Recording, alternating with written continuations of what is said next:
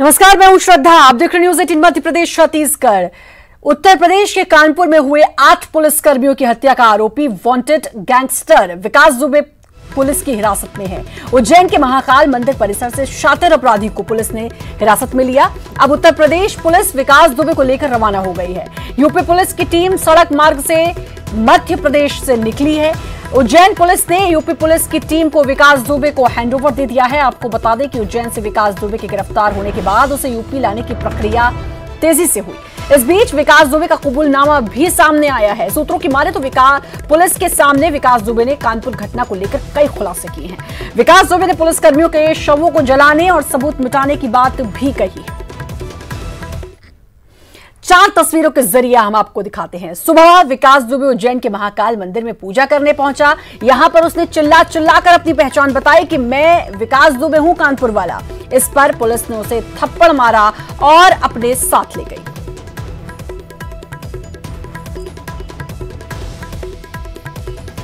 तो विकास दुबे जो अब इसको पुलिस यूपी की पुलिस को हैंडओवर कर दिया गया। सुबह महाकाल मंदिर में देखा, सिक्योरिटी गार्ड ने देखा, पुलिस को सूचना दी। इसने वहां पर चिल्ला चिल्लाकर बोला कि मैं विकास दुबे हूं, कानपुर वाला।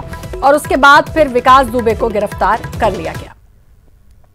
गैंगस्टर विकास दुबे की गिरफ्तार होने के बाद सीएम शिवराज ने उज्जैन पुलिस को बधाई दी।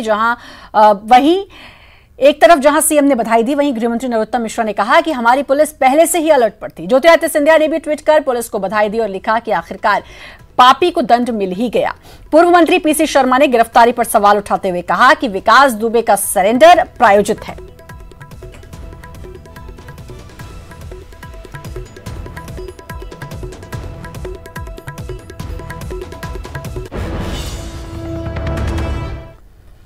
वहीं इस मामले पर अब सियासत भी होने लगी है। एक और जहां बीजेपी सरकार विकास दुबे की गिरफ्तारी पर खुश है, तो वहीं कांग्रेस को अब इसमें सियासी रंग दिखाई दे रहा है। दी गई मध्य प्रदेश में और शरण के बाद ये सरेंडर हुआ है, जो आके महाकाल में ये कह रहा है कि मैं हूँ। तो एक तो ये महाकाल भगवान का ही प्रभाव था, और ये पूरा मामला कि यहाँ भी शरण दाता कोई रहे होंगे जिनके माध्यम से वो यहाँ पर आया और महाकाल में एक तरह से सरेंडर हुआ। इस पूरे मामले की जांच होना चाहिए सीबीआई की। आखिर ये उत्तर प्रदेश से मध्य प्रदेश आया और किन किन लोगों से संबंध है। इतना बड़ा जो दुर्दांत अपराधी है, जो 60 अपराध किया हुआ उत्तर प्रदेश का, उत्तर प्रदेश की पुलिस के वो 7 से 8 मर्डर करके आया हुआ है, तो उसके बाद भी उस पर यहाँ मंदिर में घुस जाता है और उसके बाद भी उसको डर और खौफ नहीं। और किस तरीके से उसको पुलिस रख रही, सोफे पे बिठा रहे और आराम से, उसको कोई डर और खौफ नहीं है। तो इससे ये जो लगता है कि पुलिस का को भी एक खौफ और एक डर और एक जो भूमिका जो होना चाहिए, उससे ये स्पष्ट लगता है कि मंत्री जी बयान कुछ और देते हैं, बोलते कुछ और है, बाकी उनकी कानूनी कार्रवाई में तो कोई दम है नहीं। उनको तो साजिश के अलावा कुछ दिखता ही नहीं, जाकी रही भावना जी। उनको तो साजिश के अलावा कुछ दिखता ही नहीं, जाकी रही भावना जी। कांग्रेस के पास इसके अलावा क्या है? इसके पास, उनके पास कुछ भी नहीं है। वो कभी तारीफ तो कर ही नहीं सकते। ऐसा लगता है कुछ उन्होंने तो आलोचना करने का ही टेंडर उनके नाम खुल गया है। अरे वो जो भी हुआ पकड़ा मध्य प्रदेश की पुलिस ने। ये कांग्रेस तो यही कहेगी ना। वो पिटता हुआ दिख रहा है कांग्रेस को, वो दिख नहीं रहा है पुलिस पीट रही है, वो चिल्ला रहा है पिटने से बचने के लिए, वो उनको नहीं दिख रहा होगा। कि इतना बड़ा अपराधी पकड़ाया है तो जांच तो होगी ही उसकी, और कैसे पकड़ाया, कैसे यहाँ तक पहुँचा, कौन कौन लोग उसके साथ में, ये सारी जांचें होगी। इसमें दिग्विजय सिंह जी क्या नया कह रहे हैं? और इतना बड़ा अपराधी पकड़ाया है, उसलिए महाकाल परिसर के जो हमारे कर्मचारी, उनको धन्यवाद देना चाहिए। उन्होंने आइडेंटिफाई किया और पुलिस को खबर की और चौकी से जवान आए, उन्होंने उसको उसी वक्त घर पर पकड़ लिया। तो इतने बड़े अपराधी को पकड़ने पर शाबाशी नहीं देते हुए उस पर प्रश्न चिन्ह खड़ा करना, ये बहुत हल्की राजनीति है, चाहे दिग्विजय सिंह जी हो चाहे कोई भी कर रहे हो। तो रिकॉर्ड ही ऐसा है कि कांग्रेस ने अपराधियों को छोड़ा है, भगाया। ये मध्य प्रदेश सरकार का रिकॉर्ड है कि अगर जेल तोड़ के भगते हैं तो उनको भुगतना पड़ता है, और यही भोपाल में मारे जाते हैं। और उज्जैन में मंदिर के बहाने से भी आते हैं, तो आतंकवादी हो या अपराधी छूटते नहीं। तो ये हमारे लिए गौरव की बात है। कांग्रेस की रिकॉर्ड कांग्रेस के पास रहे, लेकिन हम कानून और व्यवस्था में विश्वास करने वाले लोग हैं। तो निश्चित रूप से इस बात का गर्व है कि कोई भी आदमी है अगर अपराधी है तो उसका दंडित करने के लिए प्रशासन सजग। विकास की गिरफ्तारी के बाद विकास दुबे की मां ने कहा कि मेरा बेटा हर साल उज्जैन महाकाल जाता था, आज वही महाकाल ने उसे बचा लिया। हर साल जाते थे वो, हर साल जाते थे, श्रृंगार कराते थे महाकाली से बाबा। नहीं भैया, उन्हीं ने बचाया है। सरकार से आप क्या चाहती, क्या कार्रवाई चाहती है सरकार से? सरकार तो जो उचित समझे वो करे, हमारे कहने से कुछ नहीं होगा भैया। जो सरकार है इतनी बड़ी सरकार। देखिए, अभी जो मामले की तफ्तीश है वो उज्जैन पुलिस के द्वारा करी जा रही है, उससे पूछताछ करी जा रही है। लेकिन प्राइमा फेसी जो लग रहा है कि वो मंदिर के दर्शन के लिए जब आया था तो एक जो सामने के शॉपकीपर थे उन्होंने उसको जो है लगभग पहचाना और उन्होंने देखा कि वही कोई संदिग्ध अपराधी है। तो जब उन्होंने हमारे SIS सिक्योरिटी एजेंसी के कर्मचारी है उनको जब इन्फॉर्म किया, तो इन लोगों ने उसको ट्रेस किया। ट्रेस करने के बाद में जब वो दर्शन करके निकल रहा था, उससे पूछताछ करी गई, तब संदिग्ध उसकी गतिविधियां प्रतीत हुई, हाथापाई वगैरह वो करने लग गया। और उसके बाद जब फिर उसको पकड़ के पुलिस को इन्फॉर्म करके थाने ले जाया गया तो वहाँ पर मोबाइल नंबर से भी कंफर्म हुआ और प्लस उसने खुद एक्सेप्ट किया वो विकास दुबे है। इस बारे में क्या कानपुर पुलिस, यूपी पुलिस को सूचना दे दी गई है? देखिए, यूपी सरकार को अपने मध्य प्रदेश सरकार के स्तर से बातचीत चल रही है, उनको सूचना दे दी गई है और जो भी आवश्यक कार्रवाई होगी, कानूनी कार्रवाई होगी, वो मध्य प्रदेश शासन के द्वारा करी जाएगी। प्रसाद के लिए बैठा था कि प्रसाद वितरण करना है, तो वहाँ ये महाशय आए, विकास दुबे जो बता रहे हैं, ये मेरे से पूछते कि बैग कहाँ रखो, जूता स्टैंड पे रख सकता हूँ, तो मैंने इस पर रख दीजिए आपके रेक पे। तो ये वहाँ से बैग रख के चले गए अंदर। हमारे रोड शो के जो सिक्योरिटी गार्ड और सुपरवाइजर है ये उसको वॉच कर रहे थे, इनको लगा कि ये शायद विकास दुबे हो सकता है, वॉच कर रहे थे। जब दर्शन करके बाहर निकला तो इसको पूछताछ के लिए वहाँ बिठा लिया। फिर यहाँ विजय राठौर जी हैं अपने चौकी पे, इनको बुलाया, इन्होंने उसको पूछताछ करी, तो वहाँ से भागने की कोशिश भी करी, फिर इसको वापस पकड़ के बिठाया। फिर इसको ऊपर रसीद VIP रसीद थी, इसके बाद नाम वगैरह होगा ना, उसमें नाम क्या लिखा है? नहीं, नाम रसीद फाटते हैं। फिर क्या हुआ? इसको चौकी पे लाया, चौकी पूछताछ करी तो शायद वो इन्वेस्टिगेशन में बताया उसने कि मैं विकास दुबे हूँ, थाने ले गया उसको।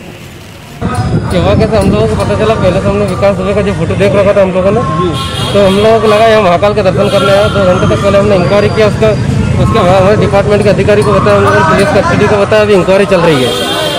कितने बजे आ गया था यहाँ? ये 7 बजे के लगभग आया, कोई पीछे वाले गेट से आने की कोशिश की उसने, तो हम लोगों ने देखते हुए उसको संदिग्ध मानते हुए। दर्शन कर चुका था क्या वो? नहीं, दर्शन करने जा रहा था। हम लोगों ने CCTV में देखते हुए उसको 2 घंटे तक इंक्वायरी किया।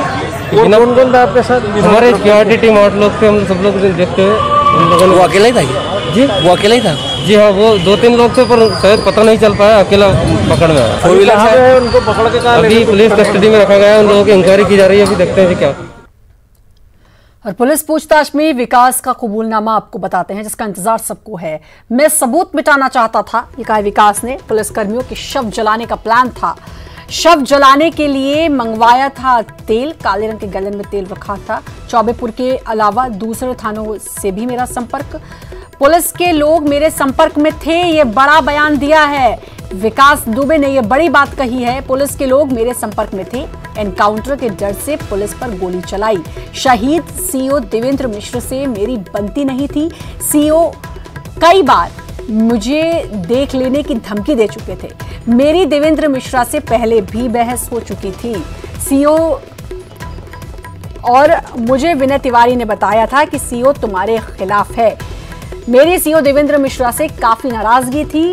CO को सामने के मकान में मारा गया।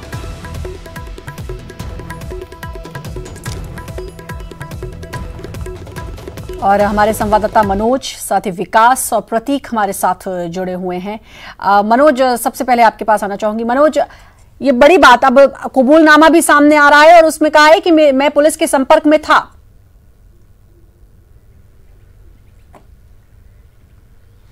जी बिल्कुल श्रद्धा, तमाम तरीके की बातें जो हैं वो पूछताछ के दौरान विकास दुबे ने पुलिस को बताई है और पुलिस ने उन तमाम जानकारियों की फाइल जो है वो यूपी पुलिस को सौंप दी है। यूपी पुलिस आरोपी को अपने साथ अपनी कस्टडी में लेकर रवाना हो गई है। ऐसे में अब जो दूसरी जानकारियां हैं जो इस केस से जुड़ी है, MP से जुड़ी है, उन पर अब पुलिस का ज़्यादा फोकस रहेगा, क्योंकि जो जानकारी यूपी से जुड़ी हुई थी, जो जानकारियां, वो यूपी पुलिस के हाथ लग गई है कि किस तरीके से उसने कबूलनामा किया, किस तरीके से उसने बताया कि वहाँ पर उसने किस तरीके से वारदात को अंजाम दिया। लेकिन किस तरीके से वो यूपी से एमपी में आया, एमपी में कौन कौन मददगार थे और उसकी जो स्क्रिप्ट जो उसने लिखी थी उसके कितने किरदार थे, कितने संदिग्ध थे, इस बारे में श्रद्धा अब एमपी पुलिस पूछताछ करेगी। एक लिस्ट भी बनाई है, पूछताछ के दौरान कई नाम सामने आए, हालांकि उन नामों का अभी वेरिफिकेशन करना पुलिस को बाकी है और उस रूट मैप को भी श्रद्धा यहाँ पर पुलिस तैयार कर रही है। एमपी पुलिस का काम बढ़ गया, देखना है कि एमपी पुलिस क्या कुछ करती है। विकास जुड़े हुए हैं हमारे साथ। विकास, कहा है कबूलनामे में, ये तो बताया ही है कि उसने कैसे मारा, क्या कुछ किया, लेकिन ये भी कहा है कि पुलिस वालों के संपर्क में था। ये एक बड़ी बात है और सुबह से यही बात चल रही है और सुबह से बार बार पुलिस की कार्यशैली पर सवाल उठ रहे हैं। बिल्कुल, ये जगजाहिर है पूर्व से ही कि पुलिस की साठगांठ से ही लगातार वो इस तरह के अपराधों को अंजाम देता रहा, वरना 60 अपराधों में लिप्त रहे आरोपी को कैसे आसानी से बाहर रहने की इजाज़त मिलती और कैसे वो इतना एक और जघन्य हत्याकांड को अंजाम दे देता। जब उसके यहाँ दबिश देने पुलिस गई तो वो 8 पुलिसकर्मियों को मौत के घाट उतार देता। ये जगजाहिर था पूर्व से ही कि वो पुलिसकर्मियों से साठगांठ रखता है। यही इसका पहले खुलासा इसलिए भी हो चुका है चूँकि जब इसके यहाँ दबिश होने वाली थी उसके ठीक पहले कुछ पुलिसकर्मियों ने ऐसे सूचना दी और इसी को लेके ये पूर्व से तैयारी किए हुए था और इसीलिए ताबड़तोड़ उसने गोलियां चलाना शुरू कर दिया। तो इसी के बिना पर उस पर जो पुलिसकर्मी थे चौबेपुर के एसओ थे उन पर कार्रवाई भी की गई थी। तो ये एक नया खुलासा नहीं माना जा सकता, ये तो पूर्व से जगजाहिर था। बस ये कि कबूलनामा उसने किया है, ये खुद उसने अपने मुख से स्वीकार किया है कि उसकी पुलिसकर्मियों से साठगांठ थी। अब वो पुलिसकर्मी कौन है, ये भी बात है, वो पुलिसकर्मी कौन है? क्या मध्य प्रदेश के पुलिस वालों से भी उसकी कोई साठगांठ थी? प्रतीक भी हमारे साथ जुड़े हैं। प्रतीक, ये भी सवाल है कि क्या एमपी के पुलिस वालों से भी उसकी साठगांठ थी?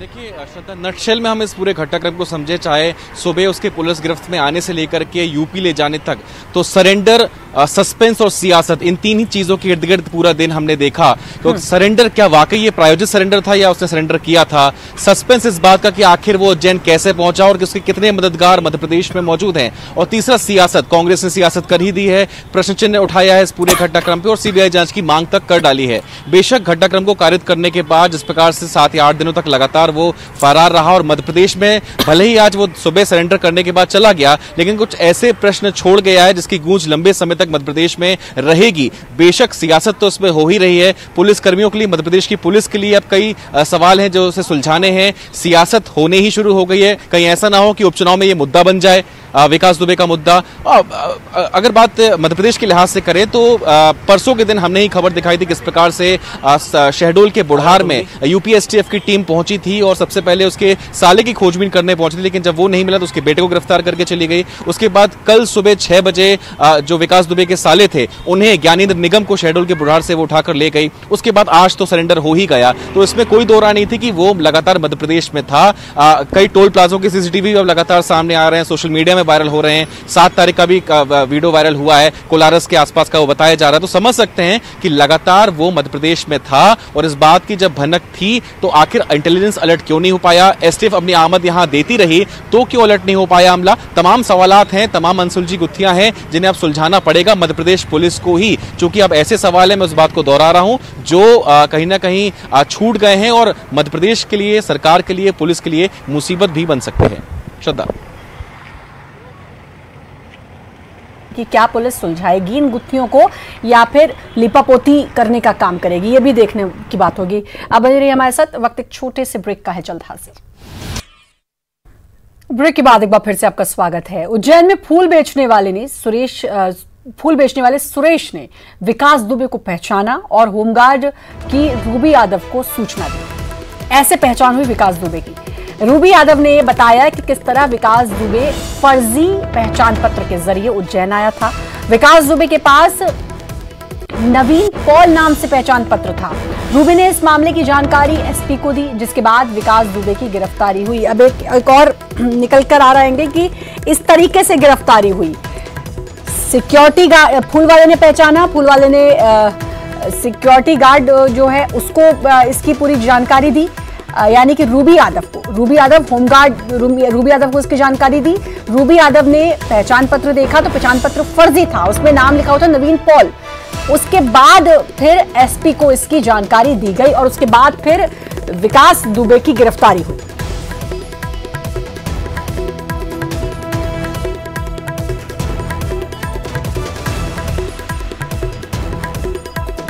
एक और निकल कर आ रही है बात कि किस तरीके से विकास दुबे की गिरफ्तारी हुई।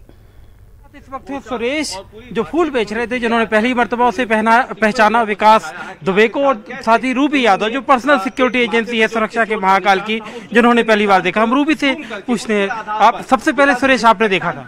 जी हाँ, मैंने देखा था। अपनी दुकान पे आके उन्होंने बोला कि दर्शन किधर से होंगे, तो मैंने संघ के द्वार पे चले जाइए, दर्शन उधर से होंगे। तो वो चले गए उधर से। फिर मैंने व्हाट्सएप पे फोटो निकाला उनका, फोटो निकाल के फिर मैंने मिश्रा जी को पहुँचाया, लोकायुक्त पुलिस वाले हैं उनको। फिर उसके बाद में अपना मंदिर कर्मचारी राहुल है सिक्योरिटी गार्ड, उनको पहुँचाया फोटो। लेकिन दाढ़ी तो कटी हुई थी, आपने फोटो तो दाढ़ी वाला देखा हो? दाढ़ी वाला फोटो है मेरे पास, वो देखा था मैंने। अच्छा जी, तो आप पहचान गए? मैं पहचान गया। और आपने सूचना दे दी? सूचना दे दी मैंने। तो रूबी, आप उस वक्त वहाँ थी जब ये सूचना दी, उस वक्त आपके पास सूचना पहुँची? नहीं, मैं उस वक्त जब इन्होंने मैं रूबी यादव हूँ, होमगार्ड प्लाटून कमांडर और यहाँ महाकाल सुरक्षा अधिकारी हूँ। जब इन्होंने मेरे गार्ड को सूचना दी तो मेरे गार्ड ने मुझे फ़ोन किया सुबह 7:15 साढ़े 7 के आसपास कि मैडम ऐसा फूल वाले ने हमको खबर की है, तो ऐसा कोई संदिग्ध यहाँ पर घूम रहा है। तो जैसे ही मुझे पता चला तो फिर मैंने बोला कि तुम लोग अभी उसको पकड़ोगे नहीं, कुछ नहीं करना, दूर से बस ऑब्जर्व करो, वॉच करो कि वाकई में ये है या नहीं है, क्योंकि हम कुछ किसी गलत व्यक्ति को नहीं पकड़ना चाहते थे, हम खुद श्योर होना चाहते थे कि ये वही है कि नहीं। उसके बाद मेरी टीम उसके पीछे लगी रही, धीरे धीरे उसके हाथ में एक बैग था, वो उसने 250 का टिकट लिया। उसने फूल वाले से पूछा कि दर्शन कैसे होंगे, तो इन्होंने बताया कि आप 250 का टिकट वहाँ से ले लो और पीछे वाले गेट पे चले जाओ। चूंकि कोरोना चल रहा है तो हमने भी सारे गेट खोलकर नहीं रखे, तो हमारा एंट्री 250 के टिकट की पीछे से ही है। तो उसको टिकट यहाँ से लेके वो पीछे वाले रास्ते पे गया, फिर उसने एंट्री करी। तब मैंने मेरे गार्ड को बोला कि आप धीरे से एक फ़ोटो क्लिक करके मुझे भेजो। तो उन्होंने दूर से चूँकि फ़ोटो भेजी, जो उन्होंने फ़ोटो भेजी थी उसमें अभी उसका जो आज का हुलिया है वो थोड़ा सा बदला हुआ है, वो दुबला हो चुका है और उसके बाल भी कटे हुए हैं, और उसके बाद उसने चश्मा भी लगा रखा था। तो फिर उससे पहचानना थोड़ा टफ था। मैंने कहा अभी मत पकड़ो, कुछ नहीं करना है, अभी उसको दर्शन करने दो जब तक मैं श्योर हो जाऊं। फिर उसने दर्शन किए, जब तक मैंने गूगल सर्च किया, और उसके मतलब वो महाकाल के दर्शन कर चुका था? हाँ जी, हाँ जी। लेकिन वो आईडी उसकी सही थी विकास?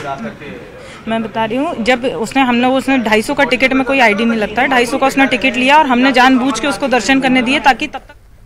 यूपी का मोस्ट वांटेड विकास दुबे आज उज्जैन से गिरफ्तार किया गया, लेकिन बड़ा सवाल ये कि जिसे यूपी की पुलिस की 50 टीमें ढूंढ रही थी, जिस पर कई राज्यों की पुलिस की पैनी नजर थी, वो आखिर सबको चकमा देकर कैसे कानपुर से इतना बड़ा कांड करके उज्जैन पहुंच गया।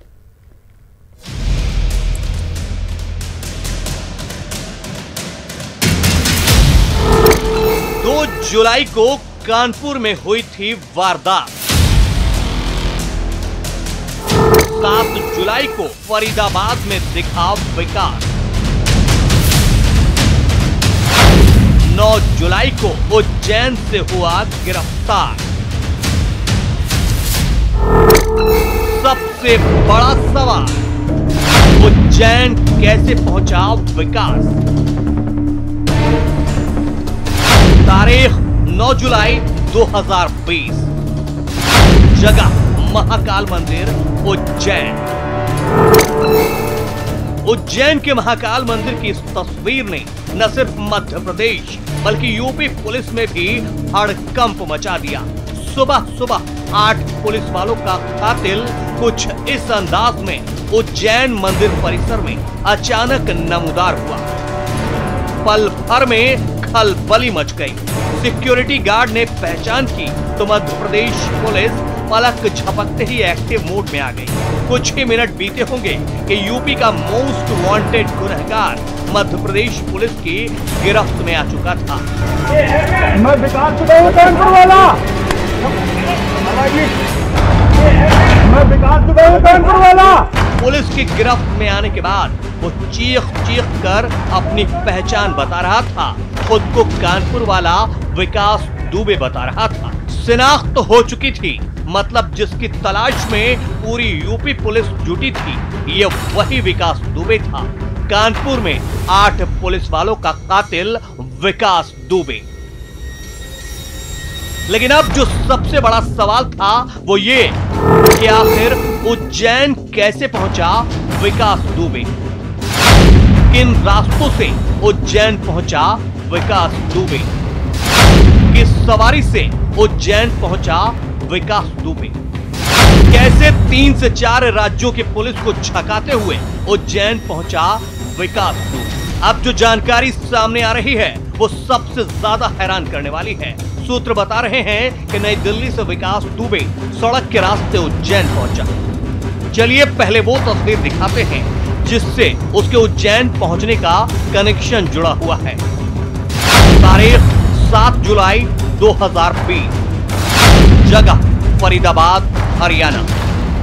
2 जुलाई की खौफनाक वारदात के बाद पहली बार विकास दुबे को फरीदाबाद में देखे जाने की बात सामने आई थी। यानी अगर ये तस्वीर विकास दुबे की है तो सूत्र बताते हैं कि इसी दिन देर रात ये दिल्ली से उज्जैन के लिए सड़क मार्ग से निकला था। सूत्रों से मिली जानकारी के मुताबिक विकास दुबे ने उज्जैन पहुंचने के लिए राजस्थान का रास्ता चुना। दिल्ली से सड़क मार्ग से उज्जैन पहुंचा था विकास दुबे। दिल्ली से जयपुर और कोटा होते हुए पहुंचा था उज्जैन। 7 जुलाई की रात नई दिल्ली से निकला था विकास दुबे। दिल्ली से उज्जैन करीब 800 किलोमीटर का सफर है। कार या बस के जरिए 15 से 16 घंटे का सफर है। अब सवाल यह है कि विकास दुबे अगर 7 जुलाई की देर रात दिल्ली से निकला था तो 8 जुलाई को कहां था? क्या रास्ते में विकास दुबे कहीं रुका था या सीधे दिल्ली से उज्जैन पहुंचा था? इसको लेकर अभी कोई पुख्ता जानकारी सामने नहीं आई है, लेकिन इतना साफ है कि यह दिल्ली से जयपुर और कोटा के रास्ते उज्जैन पहुंचा था। तो क्या जयपुर में भी विकास दुबे रुका था?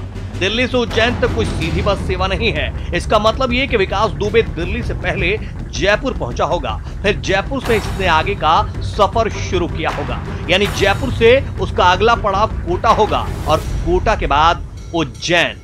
सूत्र बताते हैं कि 8 जुलाई की शाम विकास दुबे उज्जैन पहुंच चुका था। न्यूज 18 को मिली जानकारी के मुताबिक विकास दुबे उज्जैन के एक शराब कारोबारी के लगातार संपर्क में था। सूत्र बता रहे हैं कि योजनाबद्ध तरीके से इसी शराब कारोबारी ने विकास दुबे को उज्जैन बुलाया था। उज्जैन का ये शराब कारोबारी मूल रूप से यूपी के चित्रकूट का रहने वाला है।